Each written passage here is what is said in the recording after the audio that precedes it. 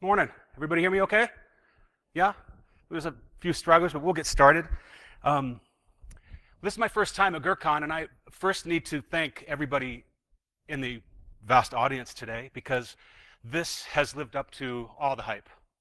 And like many of you, I've been to a lot of conferences, spoken at some, been there just to soak up the learning at many others, and it's refreshing when the hype lives up to the expectation, and it definitely has. So I'm grateful to all of you because this crowd is a whole different breed of chill, and I appreciate that.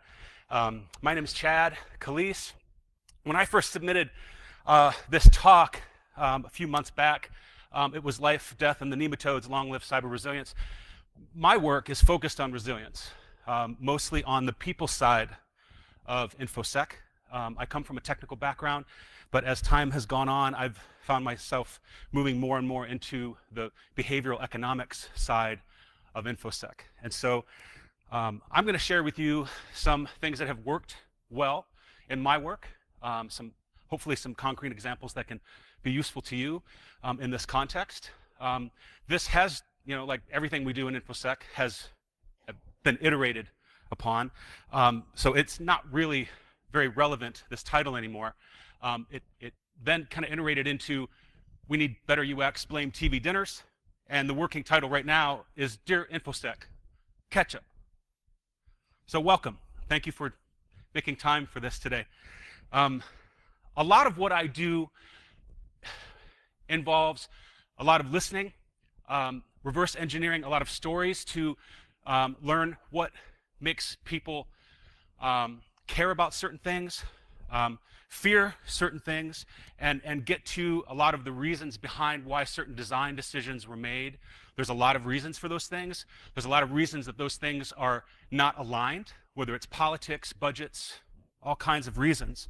And sometimes my most valuable tool to get to the root cause of those challenges is stories. And so I'd like to start with the story behind why most of the people we work with and for don't think about these things quite the same way that we do. We think that they do. We take our fluency in these things for granted. It's easy to do it, especially these two, security and privacy, because these are driving so much of our industry, culturally, certainly technically. So I'm going to tell you some stories about why people think the way that they do, why it's such a challenge for us to transmit to them some of these things that are really important, that we're not just trying to sell them these ideas. These are very useful things for them to know. To elevate them is not an easy thing to do, and help them understand and be open to that understanding. And I'm going to start back here, because this was pretty important, not just because of the start of the Civil War, which was heating up right about this time, but there were a couple of dudes, Majors and Waddell, who started what's arguably the oldest and most famous network in the history of the United States, which was the Pony Express. And this was revolutionary for a number of reasons. At the dawn of this, in April-ish, 1860, it took about 30 days if I wanted to send a message to my friend Sean from the eastern side of the country to the western side of the country. It's about 30 days. By the time Sean's reading my message, it might not even be true anymore, right? So these dudes thought, we're going to reduce that to 10 days. That was revolutionary, right? But culture had to do a lot of catching up to this because they weren't used to it, right? Wells Fargo, companies like that, were doing it in 30 days with, carriage, ship. So this was very disruptive. And they made a lot of mistakes, as you can probably imagine, because they'd never operated like this before. So things like resilience, this is kind of the relative information security policy of the day. Anybody who they were able to convince to work for the Pony Express, anybody crazy enough to work for the Pony Express, signed this. I don't know if you guys can read this. It's kind of insane. I can't imagine that these guys and gals who were riding across the prairie for days at a time weren't reading my mail by firelight, right, as the flames licked up their backs, keeping predators and marauders at bay. But this was their first attempt at a policy to try to get everyone on the same wavelength about what it meant to protect people's privacy and security. Did it work? Who knows? Meanwhile, if you lived anywhere along this route from St. Joseph, Missouri to Sacramento, California, man, this was Amazon, right? You had access to goods and services that nobody had previously had access to. It was somewhat cost prohibitive, right? So there was a demographic that was using this. Sound familiar, right? Some things really don't change that much. They were discovering what a single point of failure was.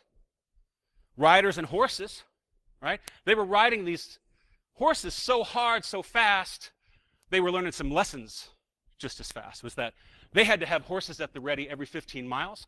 They had to have stations set up every 50 miles. By the time they were done, they employed some 4,000 riders, 250 some checkpoint stations from end to end, and had a whole new concept of what resilience, they didn't use that word yet, but for what it meant to keep a business like this operating 24/7. Right? The lifespan of this business was 18 months. Right? Kind of like a lot of startups these days.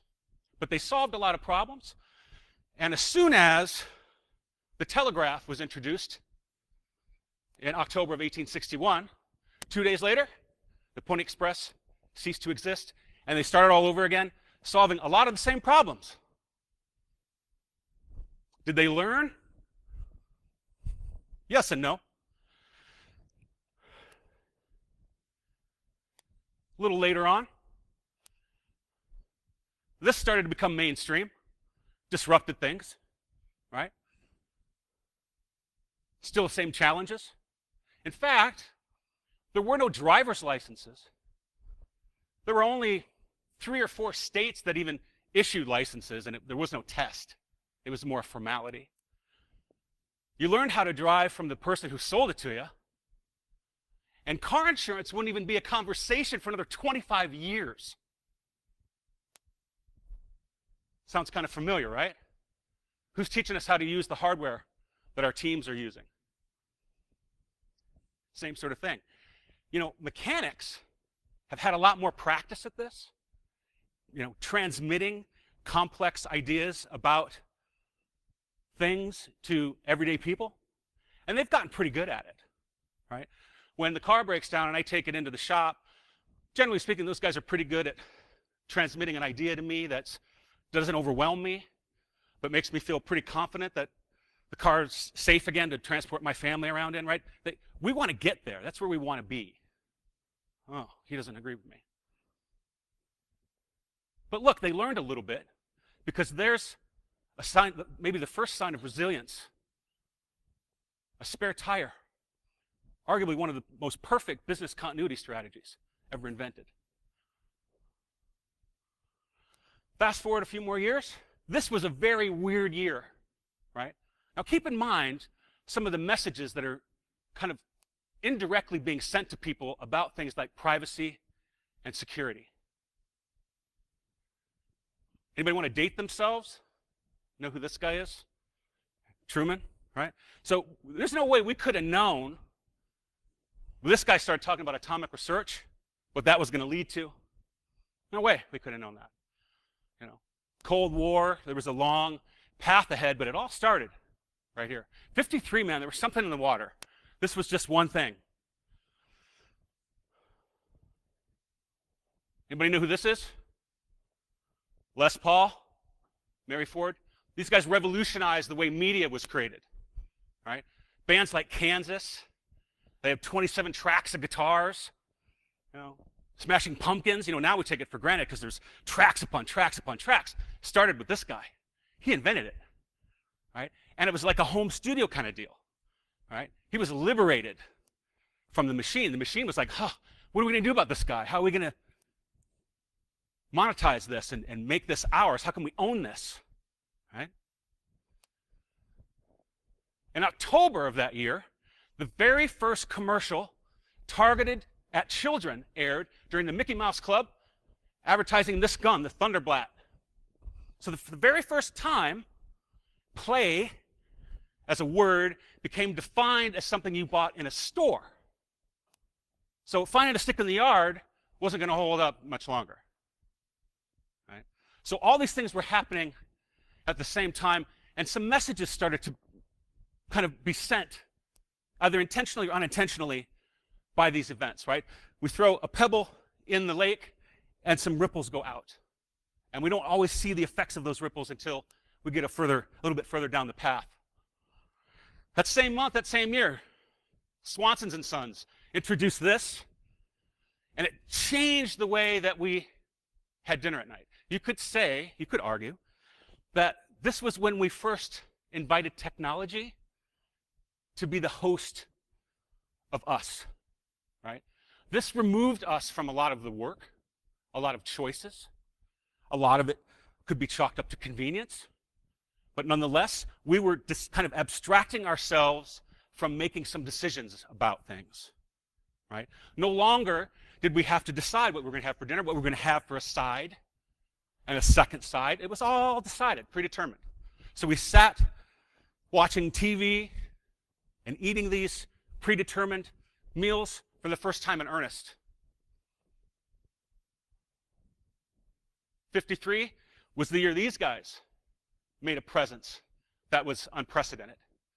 So we were going through drive-thrus. We were starting to become, you could say, a little more isolated. We weren't going out to eat. The ritual was starting to change in a major way, right? What did this mean for things like privacy and security? How was that starting to shape that conversation? Nobody really thought about it. You could say a lot of people still aren't thinking about it very much. For the very first time, architecture is a kind of a big interest of mine, just as a hobby, but I think it's an important litmus. It's an important indicator of a lot of things that are going on behaviorally within our culture. And right about this time, for the very first time, post-World War II architecture started having attached garages. That had never existed before. So for the very first time, you could go from your living room to the garage, to the car, to the store without dealing with anybody. So we stopped going to our neighbors to ask for a cup of sugar. And that would have some implications that we wouldn't think about until later on. 1968, something incredibly disruptive happened. Heinz introduced the individual serving packet of ketchup. So, in a nutshell, what collectively, all these things, we could add, you guys are probably thinking, well, what about the train? What about, there's a half a dozen other things that were pretty pivotal we could throw in the mix here, right? But for the sake of time, trying to just illustrate this point that privacy and security equated these things kind of indirectly. I don't think it was anybody's intention to make privacy and security convenient, or this culture of isolation and fast food and attached garages and buying play at the store wasn't intentional. Who would design a culture like that, right? But that doesn't mean the same thing now, right? And if these were the messages that were being sent over the last 160 years, we can't think that we're just going to undo it overnight. That's not going to happen. But we have to be sensitive to this. We have to think this is why a lot of the people that we work with are struggling to wrap their minds around this stuff. Because for the last 160 years, human beings in our very DNA have been sent these messages. And now, it doesn't matter anymore because we can't operate like this in business. We have to take risks. We have to take risks in acceptable ways. But getting there is getting harder and harder, right? Because we're not just from St. Joseph, Missouri, to Sacramento, California anymore. And the layers of complexity and the sheer level of complexity that we rely on continues to grow and grow and grow. So what does that mean for these definitions? What does that mean for these cultural implications that it's our somehow duty to be the custodians of? What are some things we can do to challenge that? Well, this is probably a good place to start. I'm going to talk about the elephant in the room for a moment, because we're all grieving this idea of 100% cybersecurity 100% of the time. It's just not realistic, and our clients aren't buying that crap anymore. Anyway, right? So resilience is tough to adopt as a way of perceiving the world and a way of supporting our clients while we're going through these stages of grief. And it's just like losing anybody we love or anything we love. This is the first stage. Our clients are going through this as much as our partners and teammates, right? Next step, next stage. Does this sound familiar to anybody? Maybe a little? We like to place blame, all right? That's pretty important. And then we do this. Rationalize. That's pretty common. You don't have to raise your hand, but I would bet more than one of you have heard more than one person, client, partner, say this on more than one occasion. And, we could probably have a moment of silence for everyone we've lost to this step, because it's very real. It's an unquantifiable cost of all of this. And this isn't the answer. This is not uncommon, but it's definitely not the answer. And this is definitely not the answer, right? I bet more than one of you have sleuthed this out for a aunt, uncle, father, mother. And let's just pause here for a moment. What's that process look like? When we see a need, mom and dad are like, we just want to watch something. We just want to be able to watch those old VHS tapes. Can you just make it easy for us to do that? Sure, no problem. But I'm not going to try to explain it to them. I'm just going to do this. I'm not going to try to educate them. I'm just going to deliver a solution that works. That's the least path, the path of least resistance, isn't it? And, I might argue that embracing the inevitable is also the path of least resistance. It's working with nature. And so many domains have tried working against nature, and they've all failed. Climatology, right? Urban planning. The list is pretty long. Psychology. They've all tried in so many ways. Landscape architects, talk to a landscape architect about accepting the inevitability of nature. They have to build with intention around those inevitabilities. Right? And that's really what I'm trying to transmit to you today, that it is possible to do this. But the lack of this acceptance is creating more challenges for us. More and more of this needless complexity. And certainly the fear, uncertainty, and doubt there's no shortage of that, because it's a handy tool. There's a time and a place, right? I don't want to be so black and white about this. There is a time and a place where we need to create a sense of urgency in people so they understand what's at risk. But this continued snake oil salesmanship isn't helping us achieve what we're trying to achieve. But resilience can help us get there. This shifting our mindset just ever so slightly about accepting the nature of the way data flows, the way, we've heard a lot of great analogies today in some of these other talks. That, it moves like water, right? It's going to find a way. Structured data, unstructured data. How do we solve the unstructured data problem? Part of that is appealing to people and establishing meaningful connections with those people, and acceptance and resilience might, I'm just suggesting it might be a part of that. I've seen it be successful. So none of this is prescriptive. I'm just telling you what I've experienced in my work with my clients, who are all shapes and sizes, big Deloitte-sized clients, down to very small private law practices, regulated industries, energy sector, financial services, transportation, healthcare. Doesn't really matter. It's really the same design-driven sort of approach. And I think it's a relief to a lot of people to even just entertain the idea of this, that we can eliminate some preventable risks, and we can also be prepared for some of the ones that we can't prevent, that we have to accept. Right? Because there are always going to be risks that we can't eliminate, that we have to accept. We have to be prepared for those. A lot of people are talking about this. This isn't just one guy saying this is probably a good idea.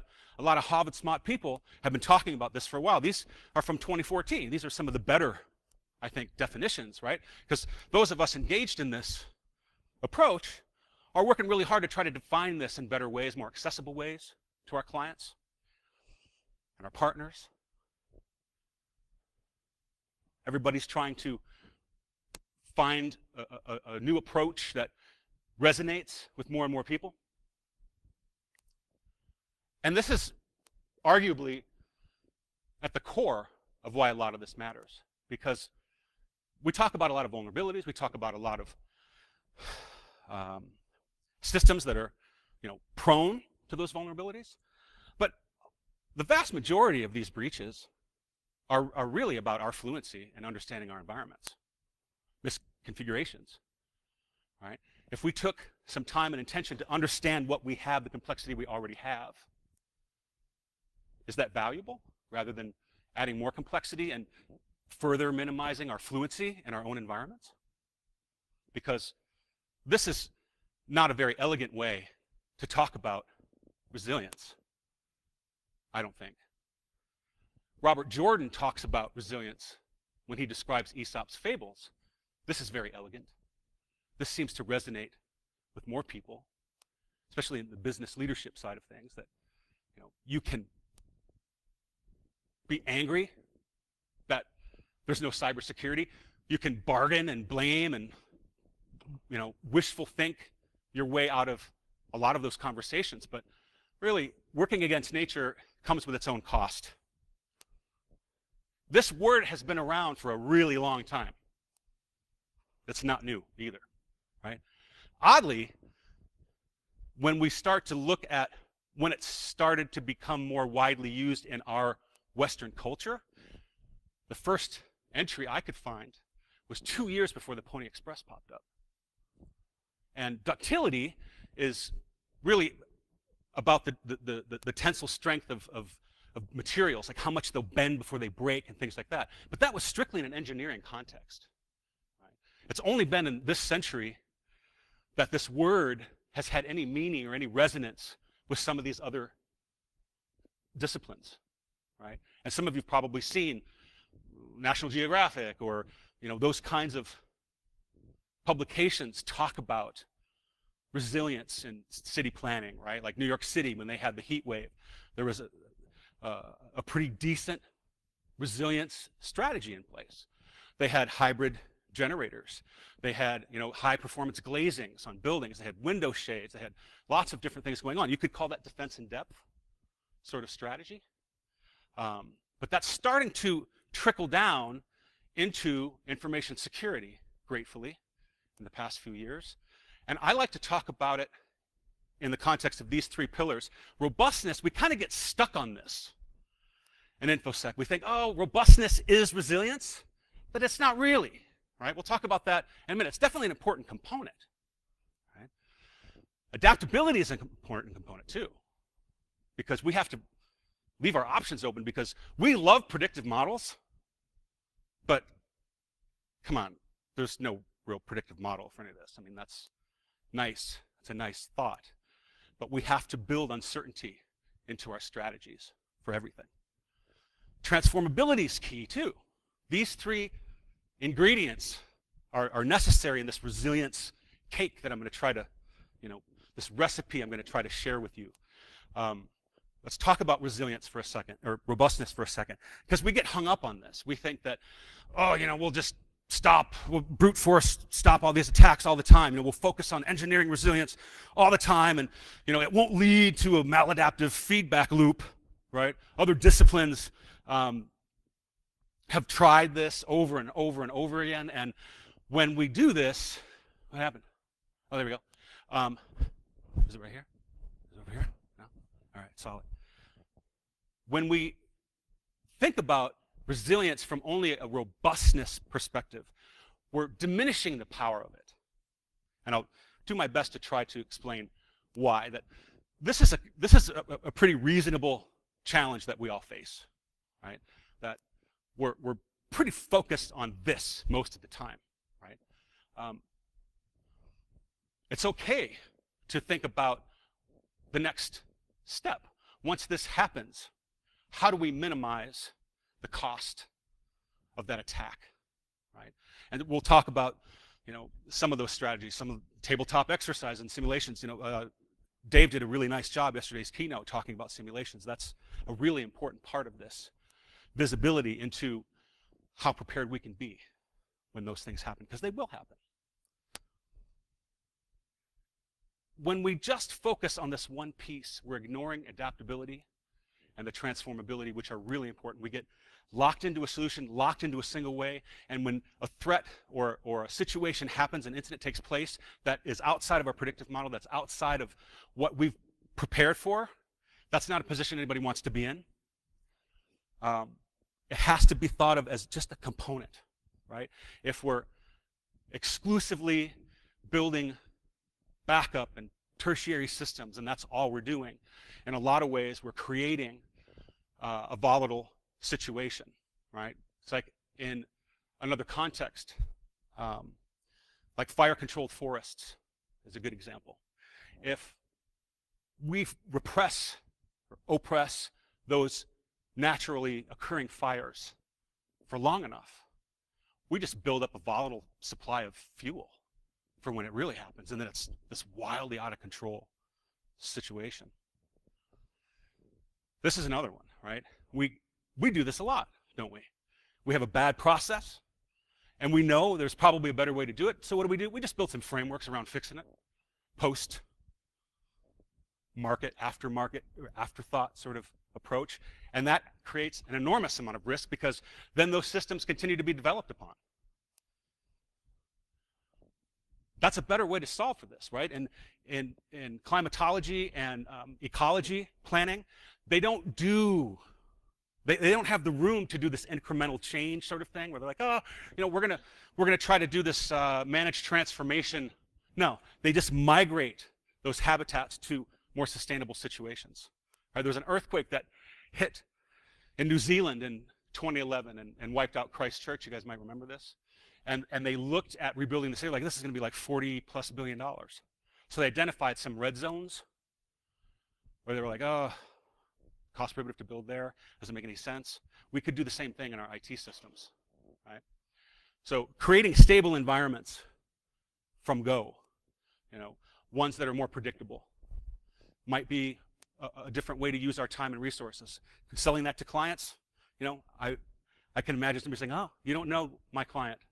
Might be a tough sell. We'll talk about that a little bit more too. Systems that lend themselves to more disruption tend to be more predictable. Systems that we understand better. We often deploy systems that we could understand better. And the downfall of those is when something happens, then those deficiencies become glaringly obvious. We tend to treat internal systems differently from external ones. Not sure why that is, because once someone's in, they're in. So we would probably want to treat them all with some equity, right? test and harden those internal systems the same way we would an externally facing one. There's a lot of value in doing this, and this is something that's kind of a quick win. This is something we could all do right away. Right? There's a couple of those in here. Not all of these are huge, tall orders. I know some of you are like, this guy, big ideas. Now, this is an interesting conversation that I would, maybe if we have time for the Q&A, I'd like to hear some of your opinions, because this is a tough one. I really, the battles of taste will never be won. Is it manageability, ease of manageability, ease of training, onboarding new team members, and how to manage vast systems, versus, this minimizing the impact through implementing diverse set of controls? I don't have a good answer for that. It's really a case-by-case basis, but that may be a question lingering in your mind. But this is the end goal, is raising the cost for an attacker, right? And that really bridges, and leverages, really adds a lot of value to robustness in helping us make that jump to adaptability, right? And adaptability, it's a big word. It's a really big word, and we may all think that we know what we mean when we say it. But what I'm trying to transmit to you about this is that we generally don't plan for it. It's not even on our radar. We know a certain tool set. There's a certain knowledge base that we've built over the years of using a certain set of tools, a certain set of approaches. But it doesn't leave us much room to be open to this unpredictability, right? And that's where testing this is an excellent choice. And these can be done, I'll tell you something real world, kind of true crime. I've done this with clients and convinced them to invite their clients and their partners to these exercises. And at first they think it's crazy. They're like, we don't want them to think that we're expecting an attack. I totally get that, right? But what happens, and has happened, is when something does happen, they call the client and they say, hey, remember that exercise we did 4 months ago? Yeah, well, we need to do that right now. So we're going to be sending out some internal and external communications about this. And what happens that's different from when those clients aren't included in those exercises? They blame them. When they've not been included in any of this preparation, the first thing the clients do is they blame them. They don't think, oh, this is really unfortunate that this happened to you guys. They just blame them. But because they invited those clients to participate in these live exercises, well, in one case that I'm thinking of, it was a live exercise, but tabletop exercises are every bit as effective. And they're friendlier. They're way low overhead, right? Get everybody sitting around the table and just throw a half a dozen scenarios out, spend a half a day, an afternoon. And those clients go away thinking, wow, what we do is pretty valuable to somebody. And if this happened, these guys are pretty smart for being forward thinking about this. And then when the show comes to town, they call those clients and say, hey, yeah, remember this? They say, yeah, you guys were really smart about planning for that. This is a shame that that happened to you. It's a completely different perspective. So just think about that, because I've seen it work more than once in different cultures, different industries. And when you take people along for the ride and you give them a sense of ownership, you will be surprised how they will support you. Right? But we can't ask for something until we give something. It's just like any other relationship. I'm not telling you anything you don't already know, right? We do this all the time. We use our threat models from previous situations that were predictable because they fit into our nice predictive models. And we walk away and we're like, oh, you know what? What a bummer that half of these controls fall outside of the insurance, the cyber insurance endorsements for that policy. You're smiling, right? And we do that like, oh, it's no big deal. Yeah, it's not a big deal. You know what else is not a big deal? These insurance companies, their business model, they're not just going to let people come willy-nilly and fulfill claims for much longer. These requirements are getting tighter and tighter and tighter every day, right? So we shouldn't do this because it's not that difficult. to build an accurate threat model. In fact, it's not even that difficult to build one that's even maybe a little more than we need. I mean, nobody wants to bring a tank to a knife fight, right? But we also don't want to bring, what did John say earlier, a knife to a gunfight? We don't want to be in that position either. So that's just something to keep in mind. And notice, these are suggestions. I'm not preaching. I know the situation you guys are in. I know the pressure you're under, and I know what the politics is like. It's not easy. Once again, in the context of these security controls, we want to create diversity. We definitely do, but not at the cost of a false sense of security. We don't want to build that. We don't want to create a reputation for ourselves that we can't live up to with our clients, especially. We take the time to migrate those vulnerable systems to more predictable environments, ones that we can be honest with ourselves about those controls and their relevance and their support of those compliance and regulations that we may or may not need to conform to. Man, the sense of satisfaction. Not to mention, I sleep a whole lot better at night.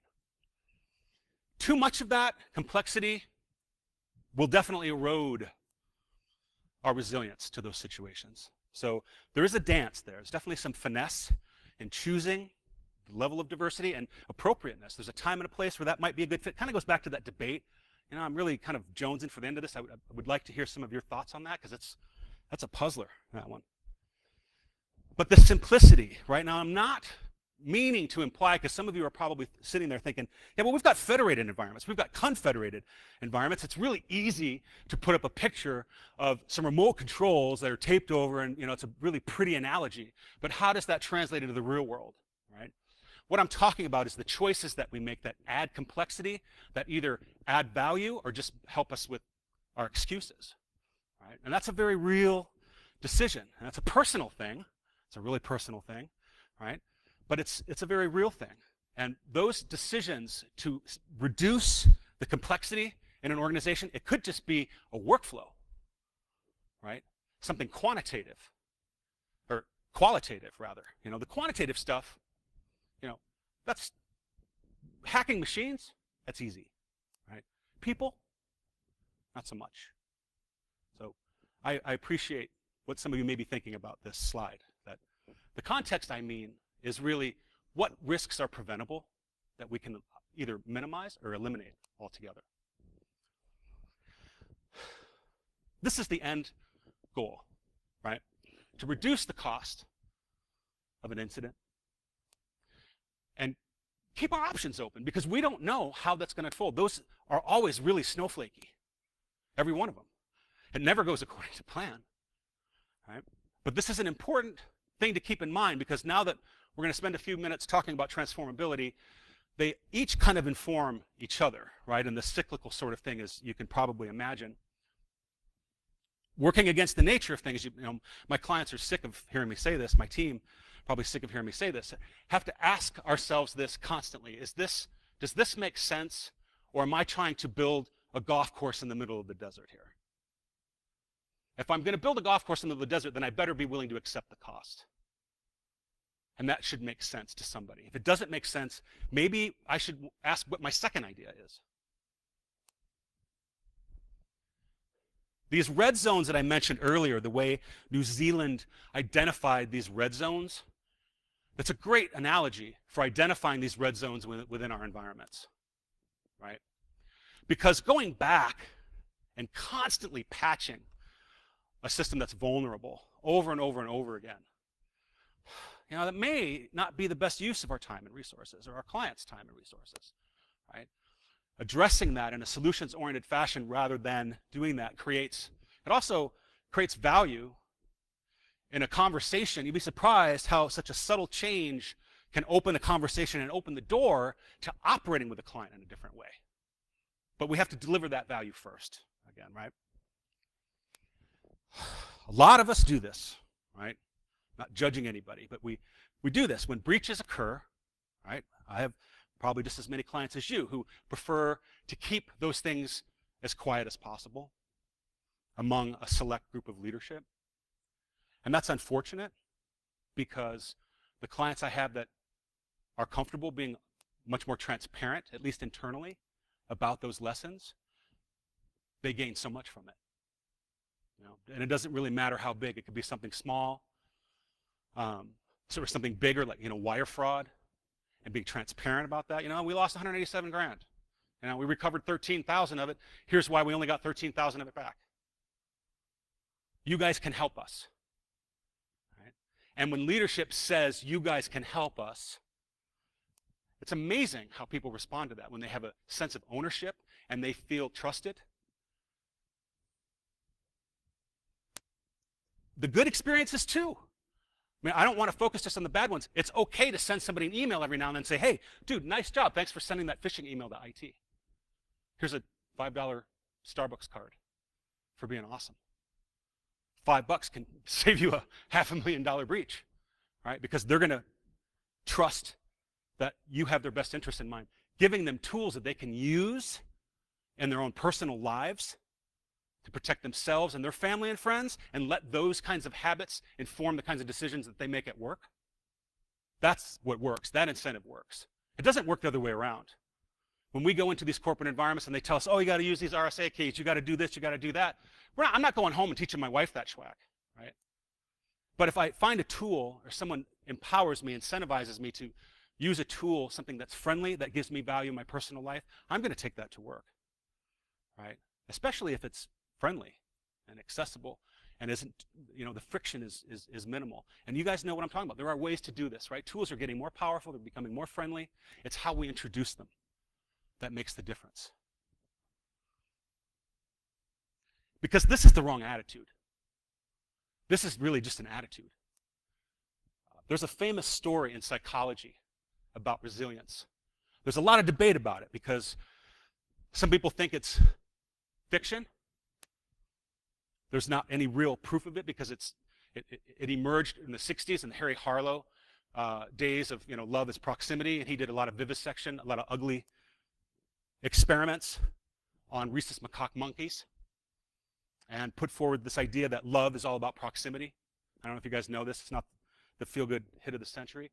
But one of the premises that came out of this was there was this story that supported the premise that attitude really is everything. And there was this young grad student at the University of Wisconsin at Madison who sold mice. He raised mice and sold them to labs all over the region to help pay his way through college. And one day he got this idea to take a bunch of mice to this lab over here. And he said, hey, these guys are really lively test subjects. These are awesome. There you go. And he took the same a bunch of the same batch of mice to this lab over here, and he said, these guys aren't very active. They're pretty mellow, probably good as a control, but that's about it. And guess what happened? These mice were lively test subjects, and these mice were good control, mellow, right? You could do that. Well, you couldn't. It would be unethical to school children. What if a substitute teacher showed up and the teacher was like, hey, these guys are taking a test today. They're not really good test takers. But another teacher says, hey, these guys are taking a quiz today. These guys are awesome quiz takers. Does that affect the outcome? You better believe it does. Because we can do this. I've seen it, right? When Facebook introduced 2FA into their dev workflow, you'd have thought that hell was going to freeze over. But they went about it in such a way that it empowered people to feel like they had some ownership over the process. They did it in a way that, with input from people, they didn't just unleash it on them. They say, hey, by the way, starting Thursday, we're going to do this thing. No, they included in the process from go, and it was this incremental thing, gave them involvement in it. That's a much different approach. You guys are lousy test takers versus you guys are awesome test takers. This is the goal. We're constantly trying to reimagine how we can refine these processes and be prepared and help our clients be prepared for a broad spectrum of unplanned events. Could be cyber attacks, could be natural disasters, could be some disgruntled employee, insider, could be a vendor, third-party vendor, man. I spend a lot of time on third-party risk matrices. It's not easy, but got to think about it. Here's a quick recap, right? There's a picture of my hometown. I'm from Juneau, Alaska. Kind of a nice place to look at when you're trying to recap a bunch of complicated stuff. So this is really what we're after. We want to think about robustness as a part of the solution, not the solution, right? We're cutting ourselves short because resilience is much more powerful than just this one component. This is going to help us big time because we don't know what the model's going to look like. Our predictive models are illusions. And this is the hardest one of all, right? We have to challenge not just our thinking about this, but our teams, our clients. That's not an easy thing to do. How are we doing on time, guys? 10? Oh, perfect. So this is really what I'm trying to transmit to you today, is that, we can accept this. Acceptance is a huge part of solving this. It's realistic. It does resonate with people when you have this conversation with them, being prepared. There's a lot of moving parts when an incident takes place. There's the legal track. These all start at the same time. The legal track, the insurance track, the technical track. How many IT teams have unplugged stuff or wiped stuff just to get it back up and running? They're just stomping on forensic evidence, right? Resilience gives us an opportunity to go back through and make contact with all of these stakeholders and understand the process end to end, so that way there's no mystery. And it empowers them. I tell you, I walk away from these trainings and everybody feels like what they do is valuable. You'd be surprised how many people don't think what they do is valuable at all. Why would we be a target? What are they after? Well, maybe they're not after you. Maybe they're after your bigger clients, right? These are going to continue, like John said, they're going to, they're driven, they're passionate, and Matt, they're passionate, they're driven, they're going to keep innovating faster and faster and faster. The criminals. So we can evolve too. We can be prepared for a broad spectrum of these events. But this is the challenge, right? You walk into a conference room and mention this word, and it sucks all the air out of the room. When we introduce someone, when we're introduced to something under adverse conditions, or something that's not awesome,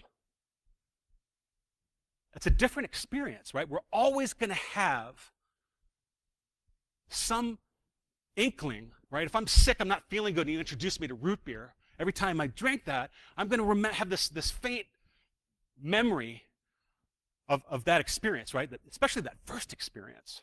And we've been really good at this.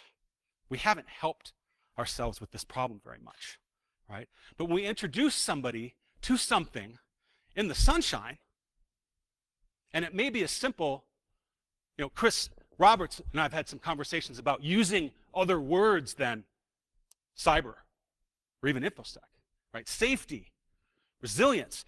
It's remarkable how people's posture changes by the words that we use, right? But what we're trying to get at is, how do we get into these conversations with people in a more positive way? How do we get into these meaningful conversations and engagements with clients in a way that's going to help them be open to this idea that's pretty radically different than what we've been telling them? Especially knowing now why they think privacy and security mean convenience and isolation, right? There's nothing about that that's convenient. Security is never convenient. Well, maybe our kids won't grow up with keys opening cars and stuff, but that's pretty convenient. But everything else requires some attention, right? My story's just about done. In 2002, the most trusted consumer packaged goods company in the world did something incredibly cool. They turned the ketchup bottle upside down. And I share this with you because I ask myself this question every single day. And what we have been doing for the past forever is this. This brand-centric approach has worked really well for us. But maybe if this is our glass bottle, then maybe, right, and this is just a suggestion, maybe turning our bottle upside down is thinking about how to embrace the attacked mindset. I want to give some thanks to Kelly Shortridge, who inspired me with some of the work that she's doing in resilience, and certainly inspired my work here today that I'm happy to share with you. She's a brilliant woman. You know, when time and interest permit, please check her out. This is me. My name is Chad Calease, and I'm very grateful that you made time to listen today. Good luck out there.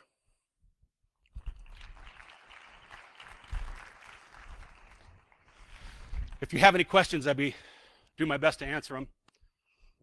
Anyone?